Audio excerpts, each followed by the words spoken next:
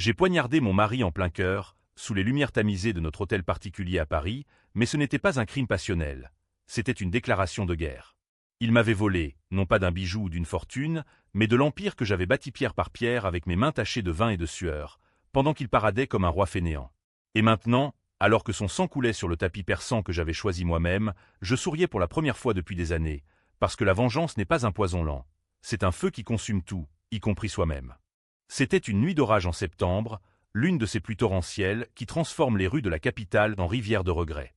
Paris, ma ville bien-aimée, avec ses boulevards haussmanniens luisants sous les néons, ses cafés enfumés où les amants se murmurent des mensonges éternels.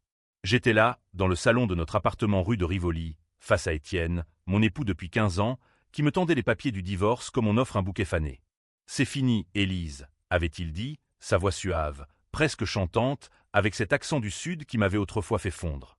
Ses yeux bleus comme la Méditerranée, ne trahissaient aucune émotion, ou peut-être en cachait-il trop. J'avais ri, un rire hystérique qui résonnait contre les moulures en plâtre. Parce que comment pouvait-il oser? J'avais sacrifié ma jeunesse pour lui, pour nous.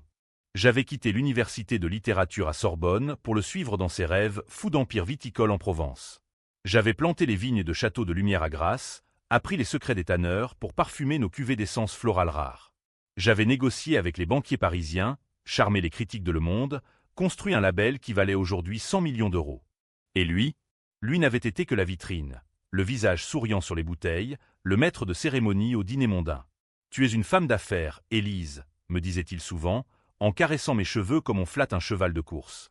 Mais c'est moi qui dirige. J'avais signé les papiers ce soir-là, non par faiblesse, mais par calcul. La loi française est impitoyable pour les épouses dévouées. La communauté de biens nous protégeait, mais ses avocats, ces requins de la place Vendôme, avaient déjà tout prévu. Il emportait l'Empire, les vignobles, les entrepôts à Bordeaux. Moi, je partais avec une pension alimentaire ridicule et le souvenir amer de nos nuits d'amour factices. Mais ce n'était que le début. Tandis que la pluie martelait les vitres, je repensais à la première trahison, celle qui avait planté la graine de la haine dans mon cœur. C'était il y a 5 ans, lors d'un gala au Louvre. Étienne, ivre de champagne et de pouvoir, avait glissé sa main sous la robe d'une jeune sommelière, une petite chose aux lèvres pulpeuses nommée Camille. Je l'avais vue, cachée derrière une statue de marbre, et au lieu de hurler, j'avais souri. « Amuse-toi », m'étais-je dit. Parce que la jalousie n'est pas une arme, c'est une chaîne. Et je refusais d'être enchaîné plus longtemps. Les jours suivants furent un brouillard de formalités légales. Je quittai notre appartement pour un petit studio à Montmartre, près du Sacré-Cœur, où les artistes maudits venaient autrefois noyer leurs tourments dans l'absinthe. Ma sœur, Claire, une professeure de philosophie à Lyon, m'avait offert ce refuge. « Reprends-toi, Élise. La France n'est pas faite pour les femmes brisées, elle les broie ou les élève. » Claire, avec ses lunettes rondes et son franc-parler, était la seule à savoir à quel point Étienne m'avait miné. Elle connaissait les nuits où je pleurais en silence, les matins où je masquais mes cernes sous du maquillage Chanel pour aller signer des contrats en son nom. Mais elle ignorait le secret le plus sombre, celui que je portais comme une couronne d'épines, le jour où j'avais pris ses péchés sur mes épaules. Tout avait commencé en 2018, lors d'une vendange particulièrement maudite à Grasse. Les orages avaient ruiné la moitié de la récolte, et nos dettes s'empilaient comme des cagots pourris. Étienne, paniqué, avait eu l'idée folle, falsifier les comptes pour obtenir un prêt de la banque. « C'est temporaire, ma chérie », m'avait-il murmuré dans notre chambre au domaine, ses lèvres effleurant mon cou. Juste un petit mensonge aux Italiens qui nous fournissent les barriques. J'avais refusé, bien sûr. Mais il avait insisté, avec ses larmes d'acteur qu'il maîtrisait si bien, et la nuit suivante, c'était fait. Des factures gonflées, des livraisons fantômes. Quand les auditeurs étaient arrivés, j'avais tout assumé. C'était moi, avais-je déclaré devant le juge à Aix-en-Provence, ma voix tremblante mais ferme. Étienne n'en savait rien. Peine suspendue, sursis probatoire, et une tache indélébile sur mon CV. Lui, il avait été promu visionnaire par la presse, et nous avions sauvé l'Empire. J'avais porté le poids de son crime pour qu'il brille plus fort. Quel idiote! De Montmartre, je regardais Paris se réveiller, ses toits de zinc scintillant sous le soleil pâle d'automne. J'avais vendu mes bijoux, un collier de perles hérité de ma grand-mère normande, pour engager un détective privé, un ancien flic nommé Raoul, avec une moustache jaunie par la gauloise et un bureau crasseux près de la Seine. « Qu'est-ce que tu cherches, madame ?» avait-il demandé, en sirotant un café serré. « La vérité sur mon mari », avais-je répondu. Et la vérité vint, comme un coup de poignard. Étienne n'avait pas un, mais plusieurs amants. Camille, la sommelière, enceinte de lui. Une galeriste à Saint-Germain-des-Prés, une avocate aux ongles manucurés. Et pire, il avait détourné des fonds pour financer leur nid d'amour à Nice, sur la Côte d'Azur, avec vue sur la mer que j'avais tant aimée lors de notre lune de miel. La rage grandit en moi comme une vigne envahissante, étouffant tout. Je commençais à planifier. Pas une vengeance mesquine, non, quelque chose de français, élégant et cruel, comme un opéra de Verdi où les arias masquent les poisons. D'abord, je contactai les actionnaires du Château de Lumière, ces bourgeois de Bordeaux qui me devaient encore allégeance. Étienne cache des squelettes, leur dis-je lors d'un déjeuner au Tour d'Argent, sous les lambris du quai de la Tournelle. Et si je les déterrais? Ils hésitèrent, mais l'appât du scandale était trop tentant. Bientôt, des rumeurs circulèrent, adultère, malversation, un enfant illégitime. Les cours de l'action chutèrent comme une feuille morte. Étienne me téléphona une semaine plus tard, sa voix suave craquelait pour la première fois. « Élise, qu'est-ce que tu fabriques ?» Les investisseurs paniquent. Je ris, un rire bas, comme celui d'une sorcière dans les contes de Perrault. Je reprends ce qui m'appartient, mon amour. Tu as voulu divorcer? Très bien. Mais l'Empire? Il était à moi avant d'être à toi. Il hurla des insultes, promit des avocats, mais je savais qu'il mentait. Il l'avait toujours fait. Cette nuit-là, seul dans mon studio, je sortis le couteau de cuisine, un laguiole, forgé dans les montagnes d'Auvergne, cadeau de notre mariage. Je le fis tourner dans ma main, imaginant le sang. Pas encore, me dis-je. La vengeance doit mijoter, comme un coq au vin. Les mois d'hiver s'étirèrent comme une éternité grise, Paris enveloppé d'un manteau de brume qui collait à la peau comme un remords. J'avais transformé mon studio en quartier général de guerre, des cartes des vignobles punaisées aux murs jaunis, des dossiers empilés sur la table bancale, et Raoul qui venait 2 fois par semaine avec ses rapports jaunis par la cigarette. « Il a un coffre-fort à la banque, madame », me dit-il un après-midi, en crachant un nuage de tabac dans l'air froid. Et dedans, pas que de l'argent. Des lettres. Des photos. Quelque chose de pourri. J'hochai la tête, mon cœur battant la chamade. Le secret Chonjus, celui que j'avais deviné mais pas encore prouvé, était là, tapi dans l'ombre comme un rat dans les égouts de la ville. Je décidai de frapper plus fort. Avec l'aide de Claire, qui descendait de Lyon pour les week-ends, je lançai une campagne discrète sur les réseaux sociaux. Pas ces fadaises américaines, mais un blog anonyme, Vignes empoisonnées, écrit dans un français ciselé, évoquant Balzac et ses illusions perdues. Derrière les étiquettes dorées du Château de Lumière se cache un tyran qui piétine les âmes pour mieux vendanger les profits, écrivais-je. Les commentaires affluèrent, des employés licenciés qui racontaient les heures infernales sans paix, des fournisseurs italiens floués. Étienne riposta par un communiqué lisse, mon épouse blessée cherche à me salir, mais le mal était fait. Les commandes chutèrent, les cavistes de la rue de Bussy refusèrent ses bouteilles. Il m'appela encore, suppliant cette fois, « Reviens, Élise. On peut arranger ça. » Pour les enfants.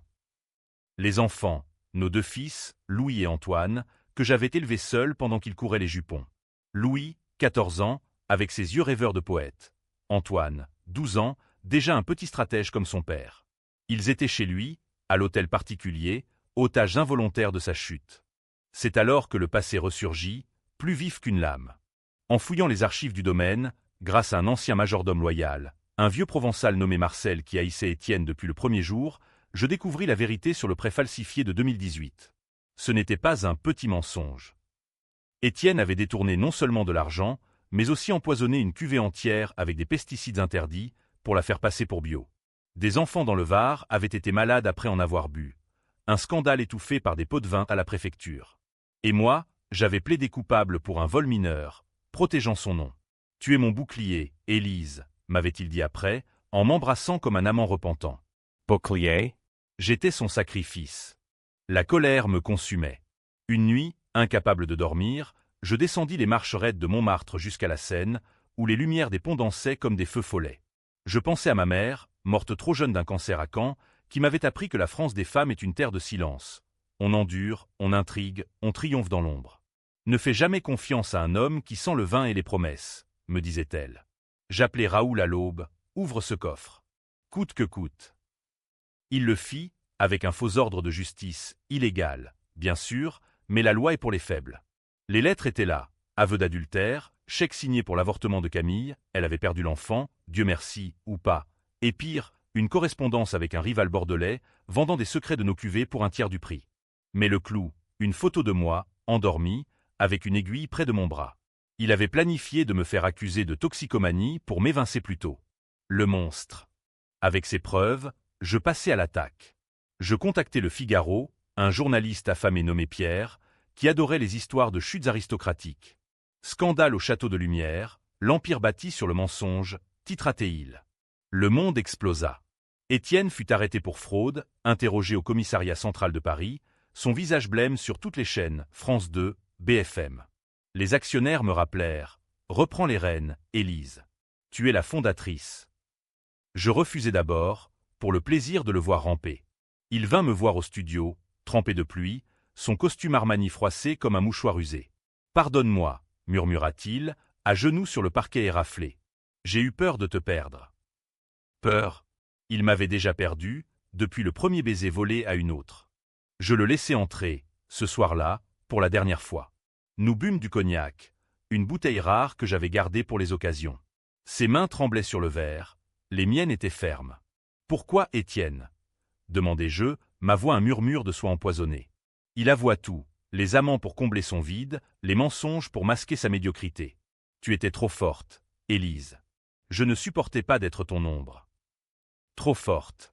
Ces mots allumèrent le feu. Quand il se pencha pour m'embrasser, je sortis le laguiole de mon tablier de cuisine. Le geste fut fluide, presque poétique. La lame glissa entre ses côtes, droit au cœur. Il s'effondra sans un cri, ses yeux bleus s'écarquillant en une dernière surprise. Pour l'Empire, chuchotai-je, en essuyant la lame sur sa chemise. Mais la vengeance ne s'arrête pas à un corps. Je composai le 17, feignant l'hystérie, mon mari. Il s'est suicidé. Il m'a laissé. Les flics arrivèrent, notèrent ma version, l'homme brisé par le scandale, se tranchant les veines avec mon couteau, un petit tour de passe-passe avec du sang de bœuf. L'autopsie confirma, suicide. Paris en parla pendant des semaines, un fait divers tragique dans Libération. J'héritais de tout, l'hôtel particulier, les vignobles, les fils. Louis et Antoine me regardèrent avec des yeux hantés lors des funérailles à Père-Lachaise, sous la pluie fine. Papa était malade, leur dis-je. Ils hochèrent la tête, trop jeunes pour la vérité. Le printemps revint sur la Provence comme une amante capricieuse, les champs de lavande se déployant en vagues violettes sous le ciel azur. J'avais repris le château de Lumière, non comme une veuve éplorée, mais comme une impératrice revenue d'exil. Les vendanges de 2026 furent exceptionnelles. Les grappes gorgées de soleil, les tanneurs de grâce distillant des essences pures qui parfumaient nos cuvées d'arômes interdits. Les critiques du Figaro Magazine me couronnaient « La vigneronne vengeresse », un titre qui me faisait sourire dans l'ombre de ma chambre au domaine. Mais la vengeance est une maîtresse jalouse. Elle exige plus que la victoire. Elle veut des âmes. Camille, l'ex-amante, fut la première à tomber. Elle avait fui à Marseille après le suicide d'Étienne, travaillant comme serveuse dans un bistrot du Vieux-Port, ses courbes autrefois fières amaigries par la misère. Raoul la localisa facilement. Les femmes comme elles laissent des traces de parfum bon marché. Je l'invitai à une réconciliation au domaine, sous prétexte de régler une dette pour l'enfant perdu. Elle arriva en train, vêtue d'une robe fleurie défraîchie, ses yeux rougis par les pleurs ou le pastis. « Madame Duval » balbutia-t-elle en me serrant la main. « Je suis désolé. » Étienne. Il m'a promis le monde. Je la fis asseoir dans le salon aux murs tapissés de velours rouge, un verre de notre rosé millésimé à la main. « Le monde est cruel, ma chère, » répondis-je, en versant plus généreusement pour elle. « Mais les femmes comme nous survivent. » Nous parlâmes des heures, de ses rêves brisés, de mes nuits solitaires. Elle avoua tout, comment Étienne l'avait manipulée, lui promettant le divorce pour l'installer à sa place. Il disait que vous étiez froide, comme une statue du Louvre. Froide, j'avais brûlé pour lui. Au fil de la soirée, le vin fit son œuvre. Elle s'endormit sur le divan, vulnérable comme un agneau. Je sortis une fiole de belladone, cueillie dans les collines, un poison ancien, français jusqu'à la moelle, que les sorcières de la Renaissance utilisaient pour leur filtre. Quelques gouttes dans son verre, et le matin, elle ne se réveilla pas crise cardiaque, diagnostiqua le médecin local, un vieil ami d'Étienne que j'avais grassement payé. Marseille pleura une jeune femme, brisée par l'amour. Moi, je plantai une lavande sur sa tombe anonyme, un geste poétique, n'est-ce pas? Mais le vrai combat se jouait à Paris, avec les fils. Louis, mon aîné, avait changé depuis la mort de son père. Ses poèmes adolescents, autrefois légers comme la brise du Rhône, étaient maintenant sombres, imprégnés de Baudelaire et de désespoir. « Maman, papa ne s'est pas tué », me lança-t-il un soir, dans la cuisine de l'hôtel particulier, ses yeux d'Étienne, me transperçant. Tu l'as forcé. Je sais pour les lettres. Mon cœur s'arrêta. Comment? Il avait fouillé le bureau de son père, trouvé les aveux que j'avais cachés trop hâtivement. Antoine, le petit, pleurait en silence dans un coin, serrant son ours en peluche. J'aurais pu nier, les serrer contre moi avec des mensonges sucrés. Au lieu de cela, je m'agenouillai. Oui, Louis. Pour vous protéger. Pour nous sauver. Il hurla, courut dans la nuit parisienne, vers les lumières de la tour Eiffel qui clignotaient comme des mensonges. La police ne tarda pas. Un appel anonyme, peut-être un actionnaire jaloux, ou Raoul qui avait ses propres démons. Ils m'interrogèrent au quai des Orfèvres, sous les plafonds voûtés qui sentaient la sueur et l'histoire. Madame Duval, votre mari s'est suicidé avec votre couteau. Coïncidence. Le commissaire, un gaillard bourguignon nommé Leclerc, me fixait avec ses yeux de limier. J'invoquais la loi, pas de preuves, pas d'autopsie approfondie. Mais le doute s'insinuait, comme un ver dans la pomme. Les journaux titraient « La veuve noire du vin, accident ou meurtre ». Les féministes me défendaient « Une femme qui se libère ». Tandis que les conservateurs hurlaient au scandale « Une matricide morale ». Paris se divisait, comme lors des manifs des Gilets jaunes, en camps irréconciliables. Pourtant, je ne fléchis pas. J'envoyai les fils chez Claire à Lyon, pour leur bien, et repris le domaine avec une détermination féroce. Les vignes fleurissaient, les commandes affluaient de Tokyo à New York. Mais la nuit, seul dans le grand lit d'Étienne, je sentais son fantôme, son rire moqueur, son parfum de tabac blond. Et alors que l'été approchait, un nouveau joueur entra en scène. La galeriste, Sophie, une blonde sophistiquée aux ongles laqués de rouge sang. Elle m'écrivit « Je sais ce que vous avez fait à Étienne. » Et à Camille. « Rencontrons-nous où je parle. » Sophie m'attendait dans un café de Saint-Germain-des-Prés, sous les platanes centenaires qui filtraient la lumière dorée de juillet.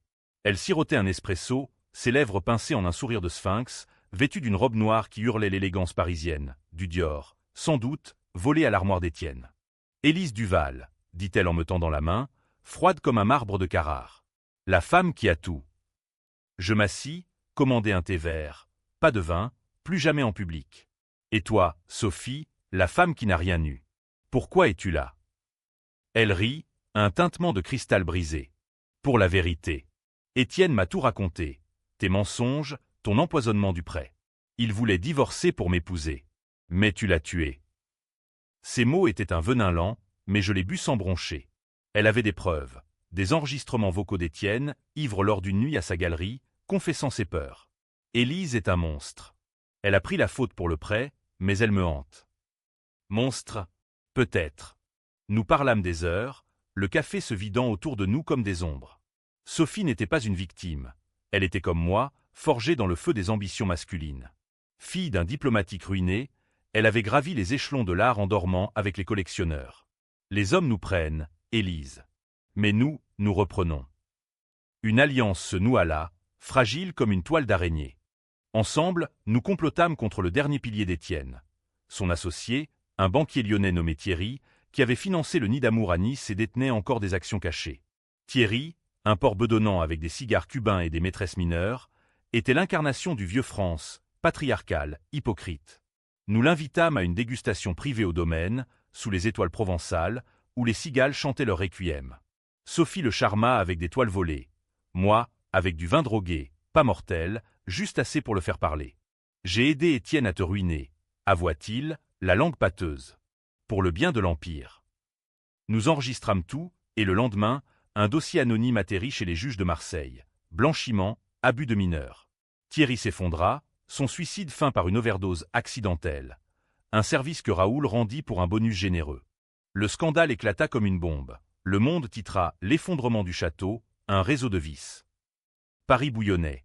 Les féministes défilaient place de la Concorde pour moi, la revanche des vigneronnes. Tandis que les traditionalistes pétitionnaient pour ouvrir l'enquête sur Étienne, justice pour les pères. Mes fils, à Lyon, m'écrivaient des lettres déchirantes. Louis jurait de me haïr, Antoine suppliait un pardon. Claire me conseillait la fuite. Va en Italie, Élise. La France te mangera vivante. Mais fuir? Jamais. J'étais française jusqu'à la moelle, têtue, dramatique, prête à brûler pour une cause. Le chaos au vin lors de la foire de Bordeaux, en octobre, où les vins du monde se disputent la couronne. J'y présentais une cuvée spéciale, vengeance, un rouge sombre, corsé de baies sauvages et d'une pointe d'amertume. Les critiques étaient divisées, génial ou grotesque, murmurait-il dans les allées feutrées. Étienne aurait adoré le buzz. Mais au milieu de la foule, Sophie trahit l'ultime Elturn. Elle avait vendu les enregistrements à un tabloïd, voici, pour un scoop, la veuve a empoisonné son mari. Les flashs crépitèrent, la police surgit, menottes prêtes. Traîtresse, sifflai je en la voyant sourire depuis la foule. Elle avait joué son rôle, me pousser au bord du gouffre pour mieux me pousser dedans. Ou peut-être était-ce sa vengeance à elle, contre la femme qui avait eu l'homme qu'elle désirait. Dans la cellule du commissariat de Bordeaux, sous les murs suintants d'humidité, je ris. La France, avec ses prisons qui sentent le camembert rance et la révolution avortée, était mon berceau. J'appelai mon avocat, un requin de Neuilly, et lui dictai la contre-attaque, les preuves contre Sophie, ses propres liaisons avec Thierry. Le monde se déchira. Qui croire? La veuve vengeresse ou l'amante spoliée? Les réseaux sociaux explosaient en débats enflammés, des threads interminables sur Twitter où les uns me sacraient martyr, les autres sorcières. L'hiver 2026 fut celui des jugements, non pas divins, mais humains, lents, bureaucratiques, imprégnés de cette justice française qui traîne en cours comme un escargot sous la pluie. Libéré sous caution, je rentrai au domaine, les vignes nues attendant le printemps comme des bras tendus. Sophie fut arrêtée pour extorsion. Thierry, condamné à 10 ans pour ses crimes. Mais la vraie bataille était intérieure, mes fils. Louis revint le premier, un soir de Noël, la neige saupoudrant les toits de Grasse comme du sucre glace. « Je te hais, maman, dit-il, sa voix brisée comme un vin trop jeune. Mais je te crois. Papa était un lâche. » Nous pleurâmes ensemble, sous le sapin chargé d'ornements alsaciens, Antoine blotti entre nous. Le pardon n'est pas une fin. C'est un nouveau commencement, fragile comme une grappe naissante. Le twist vint de l'ombre, comme dans un roman de Dumas. Raoul, mon fidèle limier, avoua sur son lit de mort un cancer du poumon, fumeur éternel. Madame Duval, murmura-t-il dans sa chambre d'hôpital à Marseille, relié à des machines qui bipaient comme des mensonges, ce n'était pas Étienne qui falsifiait les comptes en 2018. C'était vous. Il a pris la faute pour vous protéger, mais vous l'avez forcé à mentir. Le monde bascula. J'avais oublié, ou réprimé, la vérité enfouie sous des années de haine. C'était moi, la jeune ambitieuse, qui avait gonflé les factures pour sauver l'empire naissant. Étienne avait tout assumé, endossé le rôle du méchant pour me garder pur. Il vous aimait, à sa façon tordue, ajouta Raoul, un sourire édenté aux lèvres. La vengeance. C'était son cadeau empoisonné.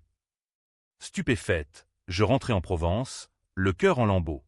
Avais-je tué l'homme qui m'avait sauvé? Ou méritait-il la mort pour ses trahisons ultérieures?